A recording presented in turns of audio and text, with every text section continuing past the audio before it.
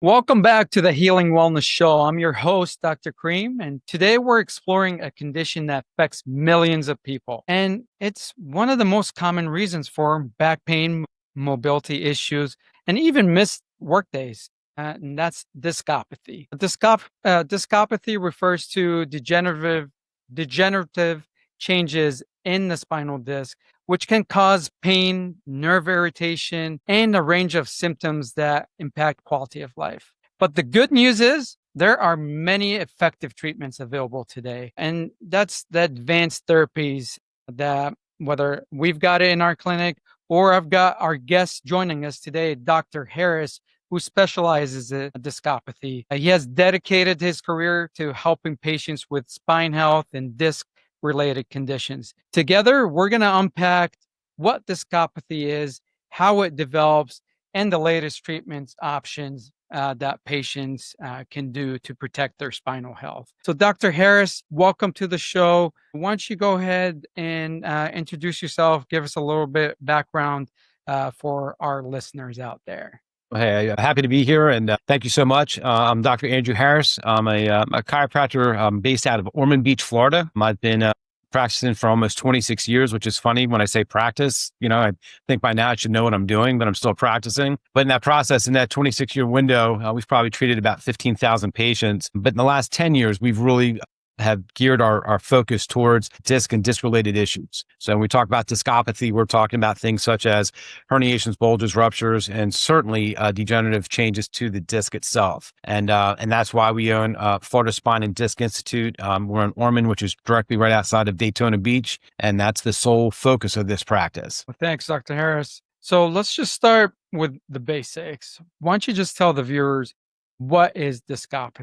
Usually discopathy is any ailment that occurs to a disc. And again, for people that don't understand, that's the padding that separates the vertebra from one another. So in the spine, you have a bone, and then you have a disc that separates between each, which allows us to move in multiple ways. As time elapses, and it's usually not days or weeks, but we're talking decades, if a disc isn't properly maintained, it's going to slowly break down. And so what we see is as time elapses, as that disc slowly will degenerate, it will then start to cause problems, which usually will result for most men and women in pain, low back pain, neck pain. And then as time goes on, if it's not treated or corrected, then it can start to become more increased pain. It can start to reduce range of motion. And then you can start getting things like neuropathy, which would be sciatica or radicular loss of sensation in the hands, feet. And again, it can progress on and on. We take a natural approach without the use of drugs and or medicine or surgery in a manner to actually help stop this type of breakdown and actually revert the disc to a much better state. So in your expert opinion, how common is discopathy and what age does it usually start? It's funny when you think, I've been doing this for a while now, but when I started in practice in the early 2000s, I probably only saw maybe my practice then a real small amount of that in patients that were 30 or 40. But now as time's gone on, 25 years later, I see that in any and all age ranges. Bulk of my practice here, we see that primarily in ages, 45 and above.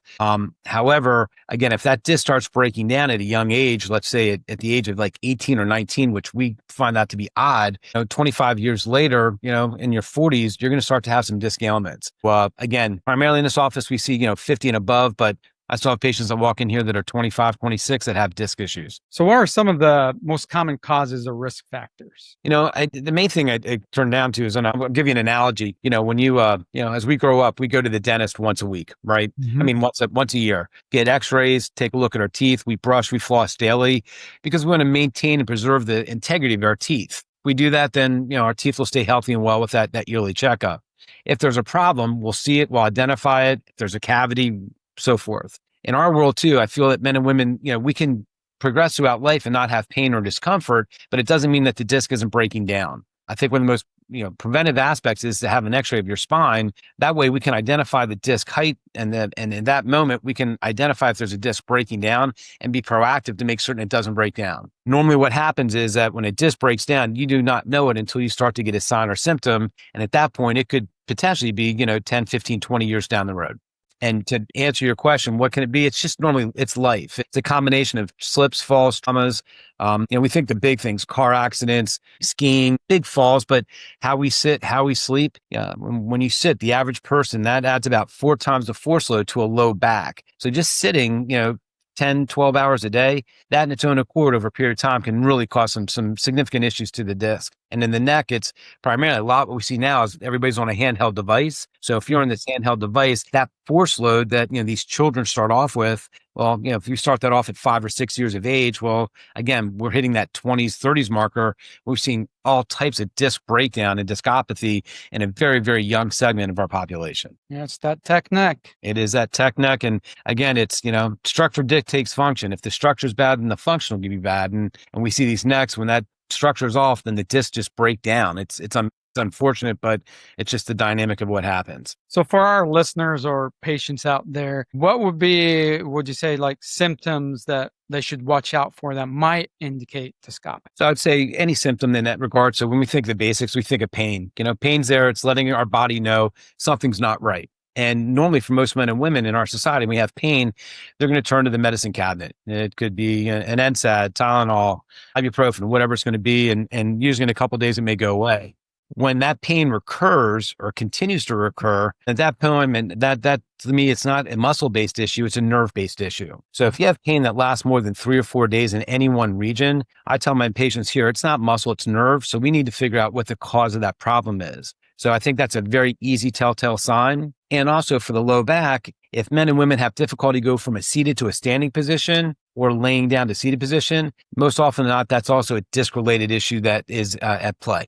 So rule of thumb, if this thing lasts more than 3 or 4 days, it's not muscle-based, it's going to be nerve-based. And if it's a nerve-based, chances are it's going to have a disc involved. So what would you say the role of imaging tests like x-rays and MRIs play? Yeah, I mean, it's simple. X-ray is going to look at hard tissue. So if I just have a model here real quick. So if an x-ray comes into it, we're looking at the bone, but we can't really visualize the disc. But what we can do from an x-ray is if the disc is breaking down, the bones get closer together. So we can see if that disc space is diminishing, which we know there's a disc issue. Of course, if we want to do a better or more advanced diagnostic study, then certainly MRI is great because then we can look at the disc in its entirety and determine where it's broken down. There's multiple different types of herniations and exactly at what point, what's the best way to go ahead and treat that disc as well.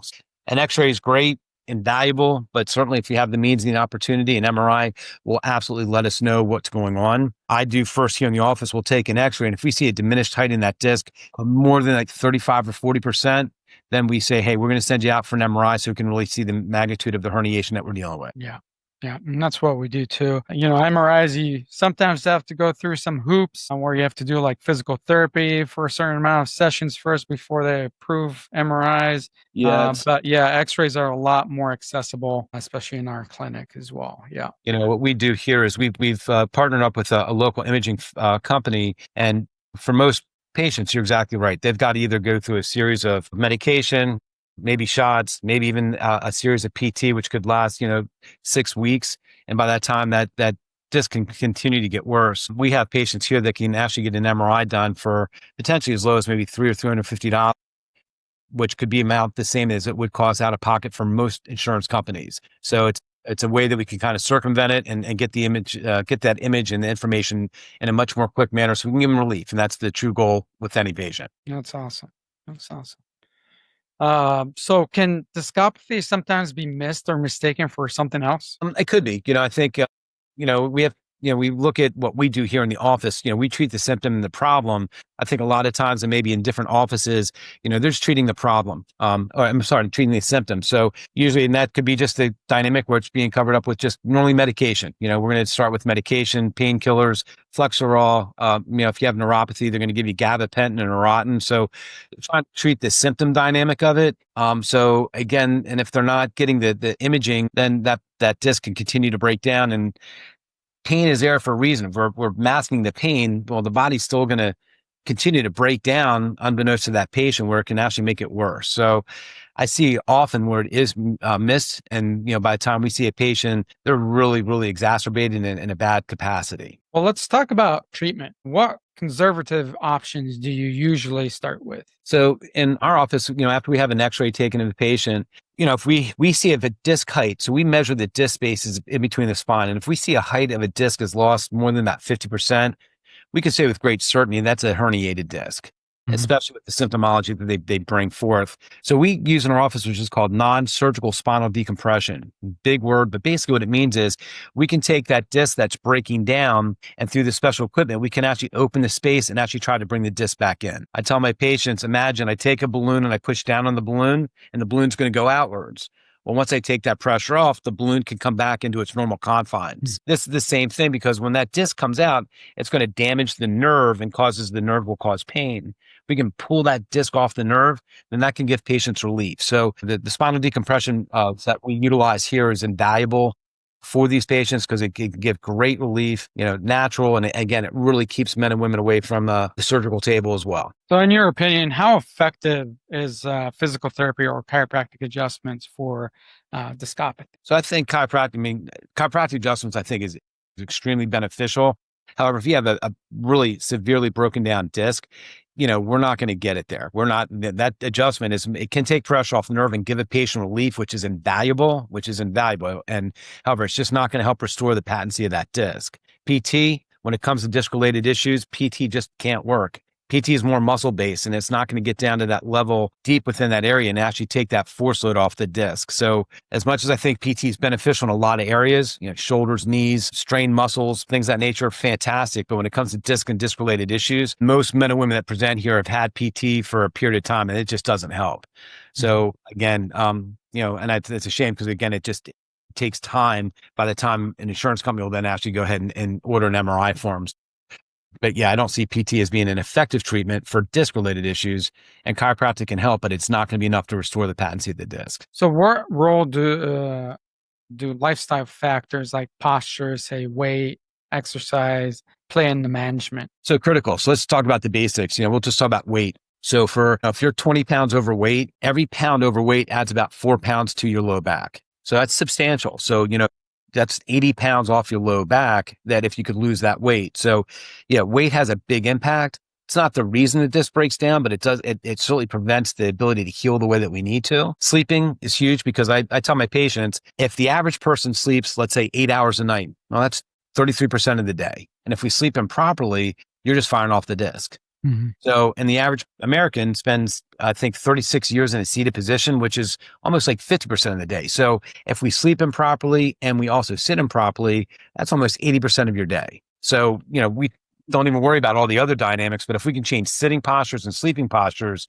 then that has the huge impact on how well a disc will either break down and how also it can actually heal. So my patients are all instructed best ways to sit, ways to sleep, and that can also just help them in their recovery. And what is So a patient, if you have a low back issue, one of two ways. One is either on your back with a pillow underneath your knees. That's going to actually let the spine come down. It's not going to put much pressure on those lower discs at L4, L5, L5, S1. Or if they're a side sleeper, we sleep on the side, but we've got to have a pillow in between those knees so we don't put pressure on those discs at nighttime. Again, if a patient is a stomach sleeper, it is the singular worst way to sleep. It will beat up a spine from head to low back. And again, you're supposed to get restful, restorative sleep. And when you sleep on your stomach, it doesn't do that. It's actually going to aggravate and exacerbate those areas. So, how do you guide your patients who want to avoid, say, surgery, but are still struggling with pain? So when they come in, our goal is to, the goal is to treat the symptom, but equally treat the problem. So we want to treat the symptom to try to give them relief because,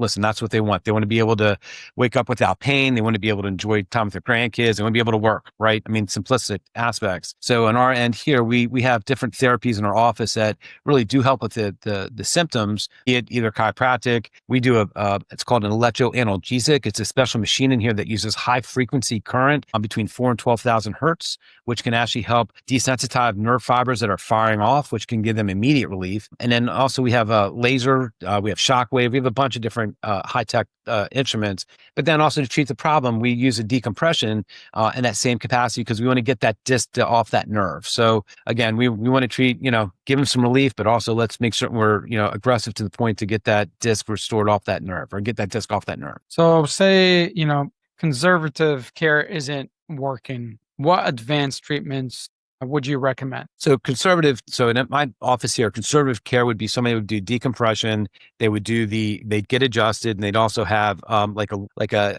muscle stimulation, like a TENS Mhm. unit, which works between 150 and 180 hertz. If we're in that process, and we're about 2 or 3, 4 weeks into it, we're not seeing the results that we need, then we go ahead and we don't change the decompression component of it.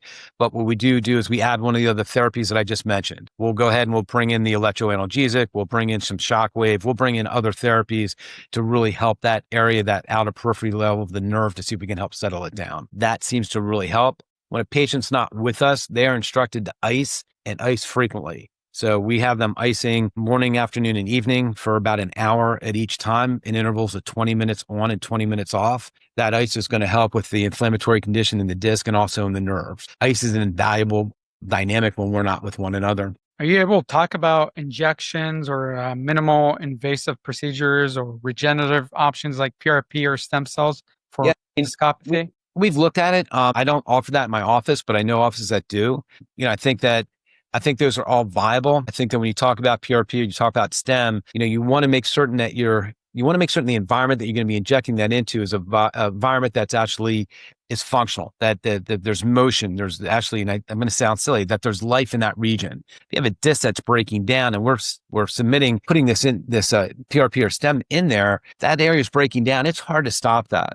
What I have my patients do, we get that area revived. We help open up the disc. We get vibrant back in that region. And then if they want to go ahead and do something like that on the back end of this, then we say, let's try it at that point. But usually for my patients, once they go through this, and we have about a 95% success rate.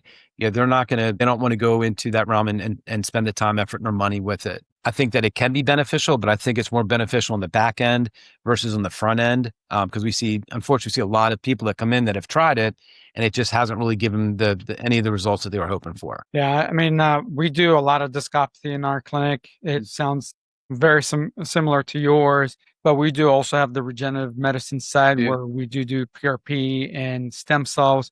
But if it is a patient that is a candidate for it, like you just said, like they have to have a viable tissue to put that and not just blindly put it in there, because there are clinics out there that just put it in there and there might not be a disc, so there isn't viable or live tissue to regenerate.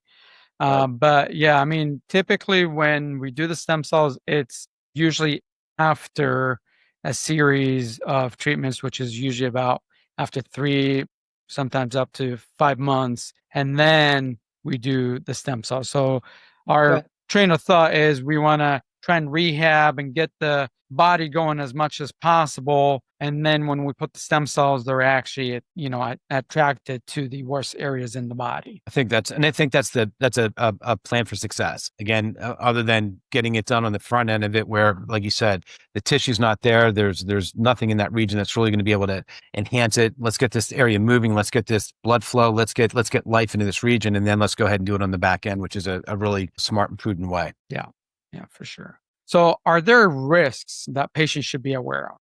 In our office, we have so many patients with so many different types of health concerns, and patients that have had fusion. They've got hardware in the low back. They've had all different types of surgical procedures. And so the spinal decompression is a very, very safe and effective and gentle dynamic. So we don't cause damage nor harm to anybody with the work that we do. So I think with any procedure there could be risks, but I think that as long as the person that they go to is knowledgeable, understands disc and discopathy, and is also going to be very passive in their approach to them and not be overly aggressive, I don't see any reason why there should be any concern for any exacerbating or aggravating a condition. Can it happen? It can, but I think if they're smart with their approach, it can mitigate that very, very, very quickly. So in your opinion, which cases does surgery become necessary? Wow, that's a great question. Well, in my career, I've had 3 patients that were that actually wound up having surgery. And in that process, they were just so much destruction in that region that there's just, hardly anything that could be done. Disc is 83% fluid. The other 17% is cartilage. So when that fluid is dehydrated, it comes out. It can't come back in the disc. The disc can't heal itself. It doesn't have that ability. So when there's so much fluid that's gone and there's just very little fluid left in the disc, it's a 50-50 shot on what kind of relief we're going to get.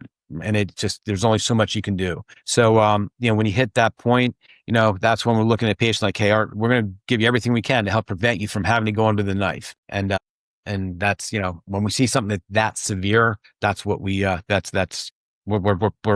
playing against time right then. And what would you say recovery would be for patients after surgery? Well, usually I tell a patient double it. So an average person that, has a spinal surgery, if it's a single or a double fusion, normally it takes them about 6 months. I tell patients it's going to take you 12 months to get you back to where you are today. Yeah. It's just the dynamic of it. So if your pain level now is 6 or 7 out of 10, by the time you're done with surgery, by the time you're done with PT, by the time you're done with all of those, it's 4 or 5 months before you're ambulatory and able to kind of move freely. And then it's going to take you another 12 months. But the problem then is now you fuse 2 or 3 segments. Now they act as one segment, which means the discs above it, below it now have to work more hard, and they break down at a rate double or triple what a normal disc will break down. A disc breaks down about 3 to 5% a year.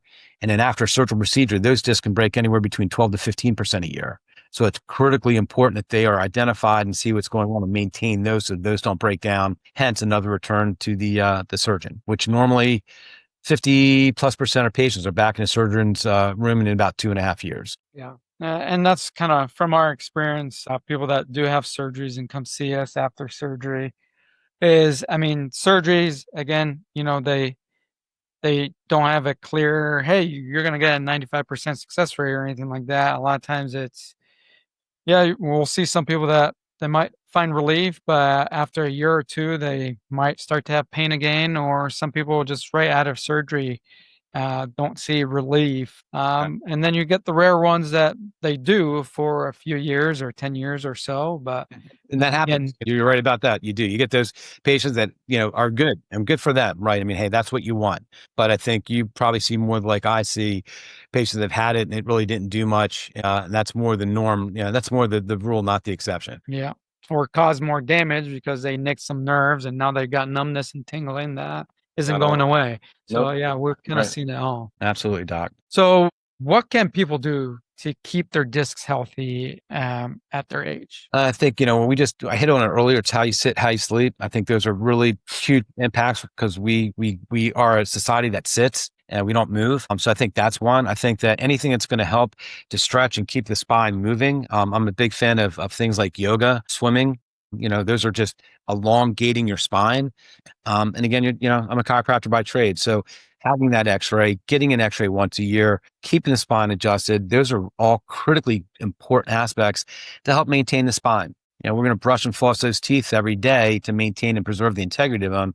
Let's do the same thing for the spine and our spinal health. I think those are really, really critically important things. Yeah. I typically say, like chiropractic care, getting that done more often. That's, getting more hydration, getting, avoiding some of the arthritis or degeneration or slowing that down. But I typically tell patients, if your spine was on your face, you'd probably take better care of it. But typically you don't do anything until you're in pain. Yeah, that's exactly. It's just kind of too late. People know to change their oil in their car every 5,000 or 3,000 miles, right? We know to do that.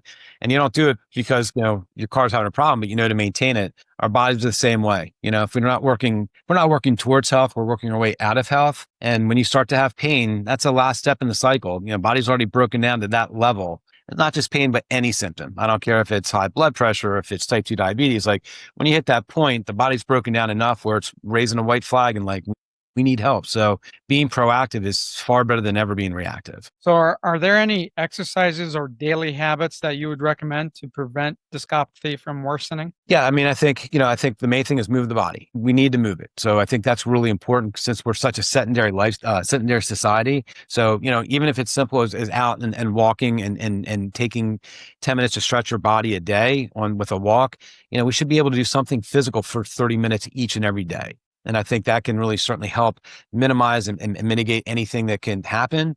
It may not stop it, but it can certainly help prolong it.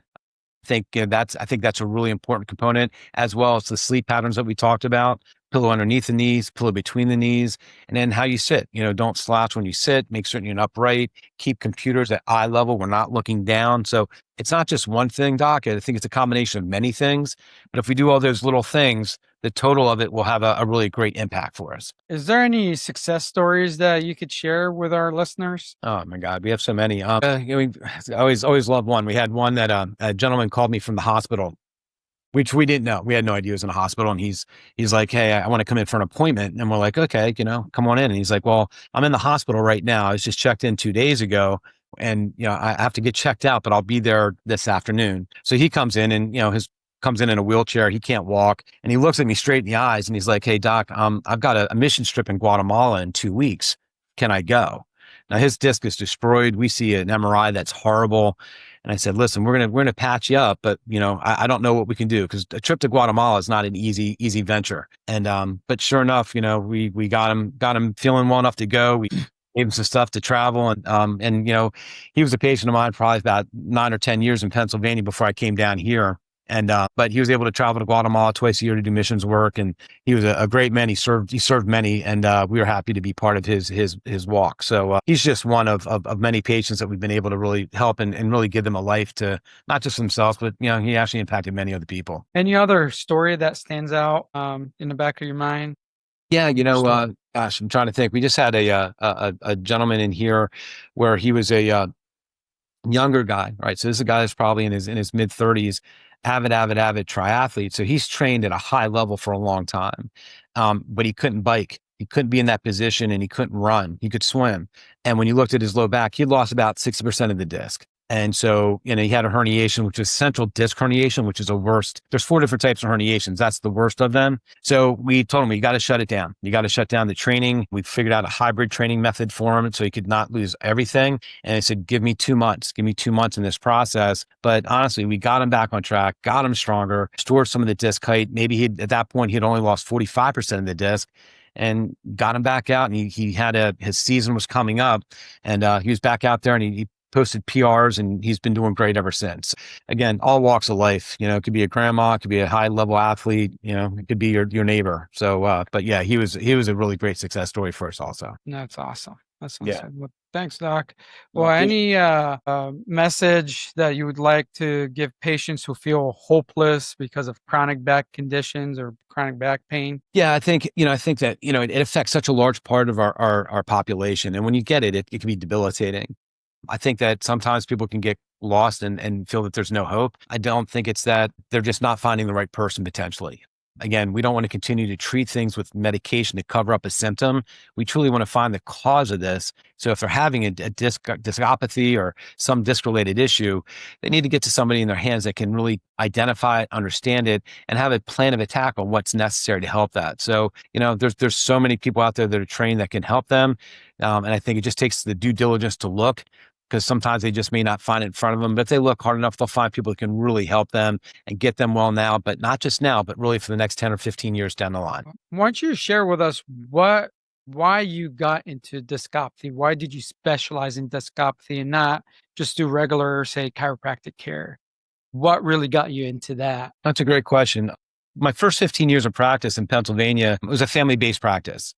And we did a lot of what's called biophysics or chiropractic biophysics. So we would take people with poor postural habits, and we could actually bring them back to normal. And it was very rewarding, helped a lot of people. And again, we really enjoyed the practice that at that time my wife and I had established. When I moved to Florida, a different demographic, a little bit older grouping of people. And so I started seeing these men and women coming here with more and more disc-based ailments. And I kept seeing that, like, hey, they're doing well. But when I would do my post x-rays, I didn't see a change in the disc height. And I thought at that time, well, I think there's something more that could be done to help them. And at that point, that started my quest. Well, what could be done? What could be done better? And I have an engineering undergraduate in electrical engineering, so I'm technical in my approach. So as I started to look at that and understand more the complexities of it, that over time has created the type of office that I have that, again, brings in the decompression work, which is more of a technical based dynamic, but then also some of the other pieces of equipment that can actually treat the symptoms. So, it kind of morphed, but probably in the last 10 years, but really specifically in the last 6 years, this practice has really changed into a practice that's really, really pretty impressive in the ability to help the people in that regard. That's awesome. My next question would be, did something happen with you that you wanted to get into the disc arena? I mean, I kept seeing patient after patient. And again, down here in Florida, the demographic's a little bit older than where I was in Pennsylvania. And then again, as we were seeing an older grouping of people, they all had disc breakdowns. It was just nonstop. So I'm like, all right, we just need to do more and to try to help them because, I could adjust them 24/7. They got some relief, but it wasn't enough. And so I'm like, all right, we got to figure this out. Dr. Harris, thank you so much for sharing your expertise and wisdom with us today. I appreciate you coming on the show for our listeners today and educating them on discopathy. Just from listening from you, discopathy is a condition that can be life-changing. But as we've heard, there are many tools and treatments that give hope. From lifestyle changes and conservative therapies to advanced and regenerative options, patients have more choices than ever before. So to our listeners, if you've enjoyed today's conversations, don't forget to subscribe to the Healing Wellness Show on Spotify or Apple Podcasts or whatever you're tuned into. But share this episode with anyone you know that might be struggling from back pain or any other disc-related problems. Really make a difference in their life. Until next time, I'm Dr. Kareem. Stay strong, stay healthy, and keep moving towards your best self.